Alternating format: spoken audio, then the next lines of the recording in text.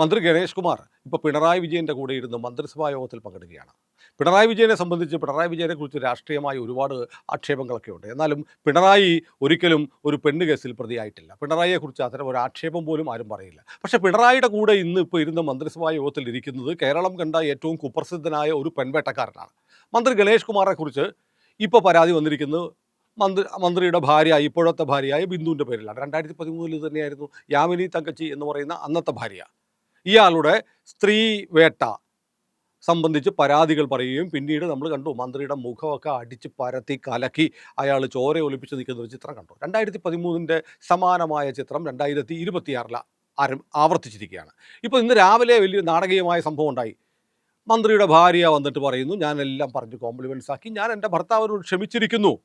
അത് മാത്രമല്ല, മന്ത്രിയുടെ ഭാര്യയുടേതായി ഇന്നലെ ബിന്ദു മേനോൻ്റെതായി ഇന്നലെ ചില പ്രസ്താവനകൾ സോഷ്യൽ മീഡിയയിൽ വന്നിരുന്നു. കാരണം അവർ പറഞ്ഞതായി ചില മാധ്യമങ്ങൾ, ഓൺലൈൻ മാധ്യമങ്ങൾ ഉൾപ്പെടെ പറഞ്ഞു. അതായത് അവരുടെ കയ്യിൽ ജീസസിൻ്റെ കുഞ്ഞ് എന്ന് പച്ച കുത്തിയിട്ടുണ്ട്. ബിന്ദു മേനോൻ പേര് കൊണ്ട് മേനോത്തിയാണെങ്കിലും കയ്യിൽ പച്ച കുത്തിയിരിക്കുന്നത് യേശുവിൻ്റെ പുത്രി എന്ന പേരിലാണ്. യേശുവിൻ്റെ പുത്രി ആയതുകൊണ്ട് ഞങ്ങൾ ഒരേ സമുദായത്തിൽപ്പെട്ടവർ തമ്മിലുള്ള പ്രശ്നങ്ങൾ പോലീസ് സ്റ്റേഷനിൽ എത്തിക്കാൻ ഞങ്ങൾക്ക് താല്പര്യമില്ല. ആരാണ് ഒരേ സമുദായത്തിൽപ്പെട്ടവർ? മന്ത്രി ഗണേഷ് കുമാർ. മന്ത്രി ഗണേഷ് കുമാർ NSSൻ്റെ താലൂക്ക് പ്രസിഡൻ്റായിട്ടിരിക്കുന്ന ഡയറക്ടർ ബോർഡ് അംഗമാണെന്ന് തോന്നുന്നു. അല്ലെങ്കിൽ താലൂക്ക് പ്രസിഡൻ്റായിട്ടിരിക്കുന്ന ആൾ ക്രിസ്തുവിൽ വിശ്വസിക്കുന്ന ഒരേ സമുദായത്തിൽ പെന്തക്കോസ്തു വിഭാഗത്തിൽപ്പെട്ടവരാണ് എന്ന് മന്ത്രി പറയുന്നു. അതൊരു വലിയ പ്രശ്നമാണ്. ഇതിനിടയ്ക്ക്, ഈ വിവാദത്തിനിടയ്ക്ക് അഡ്രസ്സ് ചെയ്യപ്പെടാതെ പോകുന്ന ഒരു കാര്യമാണ്. നായർ സമുദായത്തിൻ്റെ നേതാവായി ഭാവിച്ചു കൊണ്ടിരിക്കുന്ന ഇയാൾ മതം മാറിയ ആളാണെന്നുള്ള ആക്ഷേപം നേരത്തെ ഉണ്ടായിരുന്നു. നമ്മുടെ ചാനലിൽ വിശ്വ ഹിന്ദു പരിഷത്തിൻ്റെ സംസ്ഥാന ജനറൽ സെക്രട്ടറി ആയ അഡ്വക്കേറ്റ് അനിൽ വിളയിൽ വന്നിട്ട് ഇത്തരം ഒരു ആക്ഷേപം ഉന്നയിച്ചിരുന്നു. മതം മാറിയ ആളാണ്, ഗണേഷ് കുമാറിൻ്റെ പേര് മാത്രമേ ഉള്ളൂ ഹിന്ദുവിൻ്റെതായിട്ട്. അപ്പം ഞാൻ ജാതി വിഷയമല്ല പറയുന്നത്. നോക്കൂ, സംസ്ഥാനത്തെ ഒരു മന്ത്രി ഭാര്യയെ കബളിപ്പിച്ച് ഭാര്യ വീട്ടിൽ വന്ന് കയറുമ്പോൾ ആ മുറിയിൽ മറ്റൊരു സ്ത്രീയുമായി കാണാൻ വയ്യാത്ത തരത്തിൽ എന്ന് പറഞ്ഞാൽ നമുക്ക് മനസ്സിലാവും. പച്ചയ്ക്ക് അങ്ങനെ പറയാൻ പറ്റുള്ളൂ, അതിൽ കൂടുതൽ വിശദമായി പറയാൻ പറ്റില്ല. ഒരു സ്ത്രീയുമായിട്ടുള്ള ഇടപാടുകൾ കാണുകയും അതിൽ ക്ഷുഭിതയായ അവർ പോലീസിനെ വിളിച്ചു പറഞ്ഞു. 112 വിളിച്ചപ്പോൾ പോലീസ് വന്നില്ല. നോക്കൂ, 112 എന്ന് പറയുന്ന സംവിധാനം ഒരു സ്ത്രീക്ക് നിയമസഹായം ആവശ്യമുള്ളപ്പോൾ ബന്ധപ്പെടാനുള്ളതാണ്. അങ്ങനെ അവർ പോലീസിനെ വിളിക്കുന്നു, പിങ്ക് പോലീസിനെ വിളിക്കുന്നു, മന്ത്രിയുടെ പേഴ്സണൽ സ്റ്റാഫിൽപ്പെട്ടവർ അവരെ മർദ്ദിക്കുന്നു, കയ്യേറ്റം ചെയ്യുന്നു. ഇത്രയും കാര്യങ്ങൾ അവർ പരസ്യമായി പറഞ്ഞു. കേരളത്തിൽ എന്ത് നടപടി ഉണ്ടായി? എന്നിട്ടവർ ബഹുമാനപ്പെട്ട മുഖ്യമന്ത്രിയുടെ മകൾ വീണയെ വിളിച്ചു പറയുന്നു, അവരുടെ ബന്ധുവായ മുൻ DGP ശ്രീലേഖയെ വിളിച്ചു പറയുന്നു. അത് രണ്ടുപേരോടും പറഞ്ഞ് ശ്രീലേഖയോട് പറഞ്ഞ പ്രകാരമാണ് പോലീസിനെ വിളിച്ചു പറഞ്ഞത്. പോലീസ് വന്നില്ല. ഒരു സ്ത്രീ പരാതിപ്പെട്ടാൽ, 112 പരാതിപ്പെട്ടാൽ പോലീസ് നടപടിയെടുക്കില്ല, പിങ്ക് പോലീസ് വരത്തില്ല. കാരണം മന്ത്രിയാണ് മറ്റേ പണി നടത്തിക്കൊണ്ടിരിക്കുന്നത്. മണിയാശാൻ പറയുന്ന പോലെ മറ്റേ പണിയുടെ ഉസ്താദാണ് ഈ മന്ത്രി. എന്നിട്ട് മന്ത്രി ഇന്നലെ പറഞ്ഞ സ്റ്റേറ്റ്മെന്റ് എന്താ? എനിക്ക് ഒരു കാമുകിയല്ല, 5000 കാമുകിമാരുണ്ട്. എൻ്റെ മാതൃക ജവഹർലാൽ നെഹ്റുവാണ്. കൊള്ളാം, നല്ല എക്സാമ്പിളായിപ്പോയി. ജവഹർലാൽ നെഹ്റുവിനെ കൂട്ടുപിടിച്ച് ഞാൻ നെഹ്റുവിനെ പോലെയാണ് എന്ന് പറയുന്ന ഒരു പരമചെറ്റയായ ഒരാൾ കേരളത്തിൻ്റെ മന്ത്രിയായിരിക്കുന്നു എന്നതിനേക്കാൾ വലിയ അപമാനകരം മറ്റൊന്നുമില്ല. ഇയാളുടെ ധാരണ എന്താണ്? ഈ സാമൂഹിക സാംസ്കാരിക രംഗത്ത് ഇത്രയും അധമമായ മനസ്സുള്ളൊരു മനുഷ്യനുണ്ടോ? ഓർത്തു നോക്കൂ, പരിണിതപ്രജ്ഞനായ, ഇപ്പോൾ നമുക്കൊപ്പമില്ലാത്ത ആദരണീയനായ കേരളത്തിൻ്റെ മുഖ്യമന്ത്രിയായിരുന്ന, കേരളത്തിലെ ഏറ്റവും വലിയ കമ്മ്യൂണിസ്റ്റ് ആയിരുന്ന VS അച്യുതാനന്ദന് കാമഭ്രാന്താണ് എന്ന് പറഞ്ഞവനാണ് ഈ മന്ത്രി. പിണറായി വിജയൻ ഓർമ്മിക്കുന്നുണ്ടോ? പിണറായിക്ക് അന്ന് സുഖം കിട്ടിക്കാണും ചിലപ്പം. കാരണം പിണറായിയും VS തമ്മിലുള്ള പോരാട്ടം മൂർച്ഛിച്ച് നിൽക്കുന്ന സമയത്തോ മറ്റോ ആണ് തൻ്റെ പിതാവിനെ നിരന്തരം നിയമയുദ്ധം നടത്തി ജയിലിലടപ്പിച്ചു എന്നതിൻ്റെ പക കൊണ്ട് കമ്മ്യൂണിസ്റ്റ് പാർട്ടിയുടെ സമുന്നത നേതാവായ VS അച്യുതാനന്ദന് കാമഭ്രാന്താണ് എന്ന് പറഞ്ഞ ആളാണ് ഗണേഷ് കുമാർ. ആ ഗണേഷ് കുമാറിന് എന്ത് ഭ്രാന്താണുള്ളത്? ഇപ്പോൾ ഇതിനകത്ത് നൈതികമായൊരു പ്രശ്നം അല്ലെങ്കിൽ ധാർമ്മികമായൊരു പ്രശ്നം ഇപ്പോൾ ഗണേഷ് കുമാറിന് പറഞ്ഞു നിൽക്കാം. അതായത് എൻ്റെ ഭാര്യ പറഞ്ഞു, ബിന്ദു മേനോൻ അങ്ങനെ പറഞ്ഞു, ഞാൻ ബിന്ദു മേനോനോട് ക്ഷമ പറഞ്ഞു. ഞാൻ ബിന്ദു മേനോനോട് ക്ഷമ പറഞ്ഞപ്പോൾ പ്രശ്നം തീർന്നു. ഇനി കേരളീയർക്ക് എന്താ എന്ന ചോദ്യം വളരെ പ്രസക്തമാണ്. കേരളീയർക്കൊന്നുമില്ല. നമ്മുടെ രാജ്യത്തെ ഒരു മന്ത്രി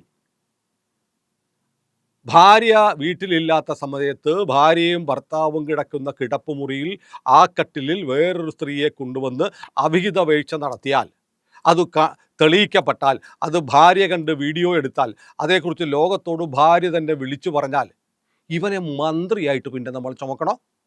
നമ്മുടെ നികുതിപ്പണം കൊണ്ട് ഇവൻ നമ്മുടെ നെഞ്ചത്തൂടെ കൊടിവെച്ച കാറിൽ, എന്തിൻ്റെ കൊടിവെച്ച, ഇന്ത്യയുടെ ദേശീയ പതാക വെച്ച കാറിൽ ഇവൻ പാറി നടക്കും, പറന്നു നടക്കും, മുന്നിലും പിന്നിലും പോലീസിൻ്റെ അകമ്പടിയോടെ. ഒന്ന് ആലോചിച്ച് നോക്കൂ, എത്ര ലജ്ജാകരമായ ഒരു അവസ്ഥയാണ്. ഇന്ത്യയിലെ ഏത് സംസ്ഥാനത്ത് ഇത്തരമൊരുത്തനെ മന്ത്രിയായി തുടരാൻ ആ സംസ്ഥാനത്തെ മുഖ്യമന്ത്രി അനുവദിക്കും? പക്ഷേ കേരളത്തിൻ്റെ മുഖ്യമന്ത്രി അനുവദിക്കുന്നു. ലജ്ജാകരമായ ഒരു തീരുമാനം പിണറായി വിജയൻ എടുത്തിരിക്കുന്നു. പിണറായി വിജയൻ്റെ മകൾക്ക് പോലും ബോധ്യമുണ്ടായിട്ടും അദ്ദേഹം ഇന്ന് ഈ ലൈംഗിക വേട്ടക്കാരനെ, കാമഭ്രാന്തനെ, VS വിളിക്കാമെങ്കിൽ ഗണേശനെ വിളിച്ചൂടെ? കാമഭ്രാന്തനെ തൻ്റെ കൂടെ ഇരുന്ന് മന്ത്രിസഭാ യോഗത്തിൽ പങ്കെടുക്കാൻ അനുവദിച്ചിരിക്കുന്നു എന്നതിനേക്കാൾ ലജ്ജാകരമായ സ്ഥിതി എന്താണ്? രാഹുൽ മാങ്കൂട്ടത്തിൻ്റെ കാര്യത്തിൽ എന്താ കേരളത്തിലെ പോലീസ് കാണിച്ചത്? പരാതി കിട്ടി, പരാതിക്കാരി വിദേശത്തായിരുന്നിട്ട് പോലും FIR ഇട്ട് അന്വേഷിച്ചു. ഗണേഷിൻ്റെ കാര്യത്തിൽ ഭാര്യയ്ക്ക് പരാതിയില്ലല്ലോ. അങ്ങനെയല്ലല്ലോ. 112 വിളിച്ച് പറഞ്ഞില്ലേ? പിങ്ക് പോലീസിൽ വിളിച്ച് പറഞ്ഞില്ലേ?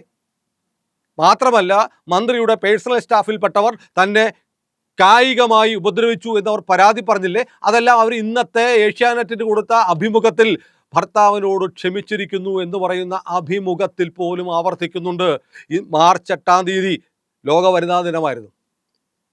അന്നേരമാണ് ഇത് പുറത്തു വരുന്നത്. അപ്പോൾ ഒരു സ്ത്രീയുടെ അന്തസ്സ് അവരുടെ ശാരീരികമായി ആക്രമിക്കുമ്പോൾ അവർ പോലീസിൽ പറഞ്ഞാൽ പരാതി സ്വീകരിക്കാതിരിക്കുക എന്നൊക്കെ പറയുന്ന ഒരു വീഴ്ച ആഭ്യന്തര വകുപ്പിൻ്റെ ഭാഗത്തു നിന്നുണ്ട്. ആഭ്യന്തര വകുപ്പ് മന്ത്രിയായ പിണറായി വിജയൻ നിർലജ്ജം ഇയാളെ വാരിപ്പുണരുകയാണ്. പിണറായിക്ക് അത് ചെയ്തേ പറ്റൂ. കാരണം കേരളത്തിലെ സമാദരണീയനായ മുഖ്യമന്ത്രി ഉമ്മൻചാണ്ടിക്കെതിരെ ഒരു ലൈംഗിക അപവാദ കേസ് ഉണ്ടാക്കിയെടുത്തത് ഈ ഇരുകാലി മൃഗമാണ്, ഗണേഷ് കുമാറാണ്.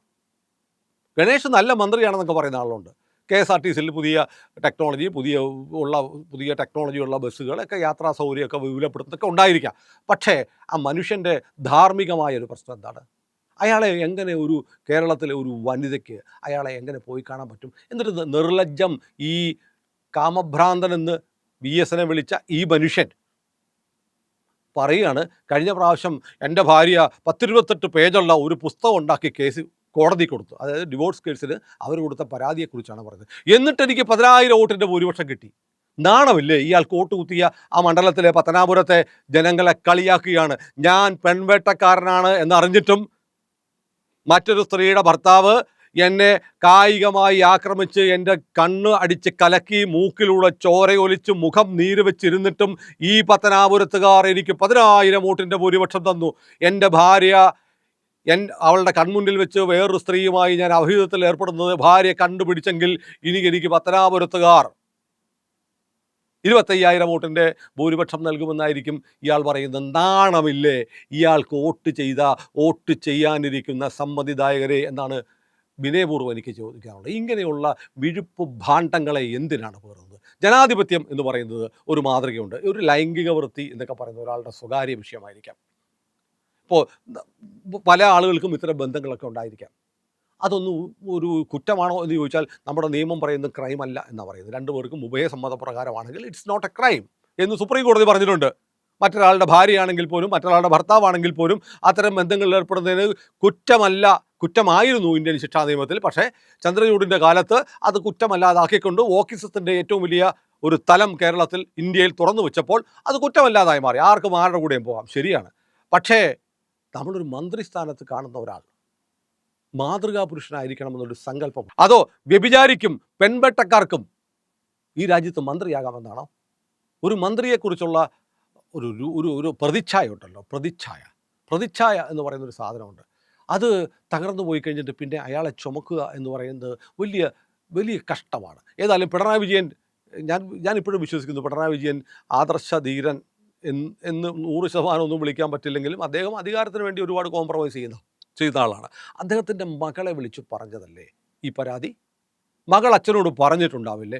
എന്നിട്ട് നിർലജ്ജം പിണറായി വിജയന് ഗണേഷ് കുമാറിനെ വാരി പുണരണമെന്നുണ്ടെങ്കിൽ പിണങ്ങിപ്പോയ ഗണേഷ് മറ്റു പലതും വിളിച്ചു പറയും. എങ്ങനെ ഉമ്മൻചാണ്ടിയെ കുടുക്കാൻ ശ്രമിച്ചു എന്നത് ഉൾപ്പെടെയുള്ള കാര്യങ്ങൾ ഗണേഷ് കുമാർ വിളിച്ചു പറയും. അത് പിണറായി ഭയക്കുന്നുണ്ടാവും. പിണറായിയെ പോലും ഭയപ്പെടുത്താൻ കഴിയുന്ന സംഗതികൾ ഗണേഷിൻ്റെ കയ്യിൽ ഉള്ളതുകൊണ്ടാണോ മിസ്റ്റർ പിണറായി വിജയൻ സഖാവ് പിണറായി വിജയൻ, താങ്കൾ ഈ പെൺവേട്ടക്കാരനെ ഇങ്ങനെ വാരിപ്പുണർന്ന് തൻ്റെ മന്ത്രിസഭയിലിരുത്തി തന്നോട് ചേർന്ന് താനിരിക്കുന്ന ആ മീറ്റിങ്ങിൽ ഈ ലജ്ജയില്ലാത്ത മനുഷ്യനെ, ഈ പരമ ചറ്റത്തരം കാണിക്കുന്ന മനുഷ്യനെ നിങ്ങളുടെ മന്ത്രിസഭയിൽ ഉൾപ്പെടുത്തിയിരിക്കുന്നത് തെരഞ്ഞെടുപ്പിന് തൊട്ട് മുമ്പ് അല്ലേ നിങ്ങൾ നിൽക്കുന്നത്? ആ സമയത്തെങ്കിലും ഇത്തരം ഒരു അധാർമികമായ പ്രവൃത്തി നടത്തുന്ന ഒരുത്തൻ എൻ്റെ മന്ത്രിസഭയിൽ വേണ്ട എന്ന് തീരുമാനിക്കാൻ എന്താ താങ്കൾക്ക് കഴിയാത്തത്? ഇയാളെ എടുത്ത് പുറത്ത് കളഞ്ഞാൽ ഈ രാജ്യത്ത് ഒരു പിണ്ണാക്ക് സംഭവിക്കില്ല. സഖാവ് പിണറായി വിജയന്റെ യശസ് കൂടുതൽ ഉയരും, അദ്ദേഹത്തിന്റെ അന്തസ് കൂടുതൽ ഉയരും. കാരണം ഇയാൾ എങ്ങോട്ട് പോകും? UDF സ്വീകരിക്കുമോ? ഒറ്റയ്ക്ക് നിന്നാൽ ഇയാൾ ജയിക്കാനൊന്നും പോകുന്നില്ല. BJP സ്വീകരിക്കുമോ?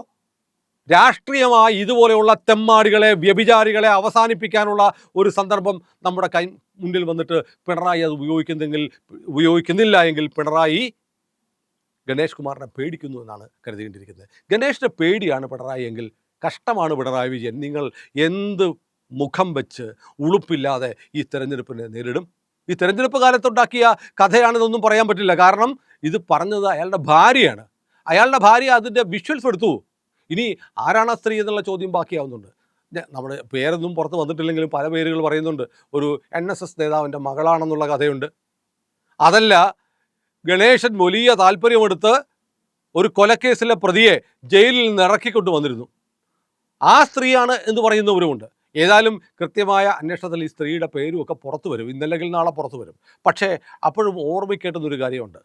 പിണറായി വിജയൻ സർക്കാരിൻ്റെ അവസാന നിമിഷങ്ങളാണ് കടന്നുപോയിക്കൊണ്ടിരിക്കുന്നത്. അവസാന ദിവസങ്ങളിലേക്ക് പിണറായി സർക്കാർ നടന്നുകൊണ്ടിരിക്കുകയാണ്. ആ സമയത്തെങ്കിലും നിങ്ങൾക്ക് ഉളുപ്പുണ്ടെന്ന്, നിങ്ങൾക്ക് അഭിമാനമുണ്ടെന്ന്, നമുക്ക് ധാർമ്മിക ബോധമുണ്ടെന്ന് പിണറായി തെളിയിക്കണം. പിന്നെ ഗണേഷ് കുമാറിൻ്റെ അഹന്തയുണ്ടല്ലോ, ഇയാളുടെ ധാരണ കീഴൂട്ട് ബാലകൃഷ്ണപിള്ളയുടെ മകനാണല്ലോ. പക്ഷേ ബാലകൃഷ്ണപിള്ള പറഞ്ഞിട്ടുണ്ട്, ഏതോ അമാവാസി ദിവസം എനിക്ക് പറ്റിയ ഒരു അബദ്ധമാണ് ഈ ഗണേഷ് കുമാർ എന്ന് പണ്ട് ബാലകൃഷ്ണപിള്ള പറഞ്ഞിട്ടുണ്ട്.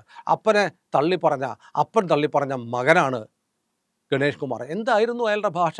കഴിഞ്ഞ ദിവസമൊക്കെ ഇയാൾ സുരേഷ് ഗോപിക്കെതിരെ എത്രമാത്രം കള്ളത്തരങ്ങളും വിഷപ്രചാരണവുമാണ് നടത്തിയത്. പത്തനാപുരത്ത് ആദ്യമായിട്ട് സുരേഷ് ഗോപി വന്നതിന് നന്ദി എന്ന് പറഞ്ഞൊരു പ്രസംഗം നടത്തി. അപ്പോൾ തിരിച്ച് സുരേഷ് ഗോപി പറഞ്ഞു, ഗണേശൻ ഓർക്കുന്നുണ്ടാവും, ഗണേശൻ തെരഞ്ഞെടുപ്പിൽ നിന്നപ്പോൾ ഇതുപോലൊരു നട്ടുച്ചയ്ക്ക് റോഡ് ഷോ നടത്തി ഞാൻ ഇവിടെ പ്രസംഗിച്ചിട്ടുണ്ട്, 2-3 തവണ വന്നിട്ടുണ്ട്. അതൊക്കെ നന്ദിയില്ലാതെ മറക്കുന്ന നായ എന്ന് പറയാൻ പറ്റില്ല, നായക്ക് നന്ദിയുള്ളതാണല്ലോ.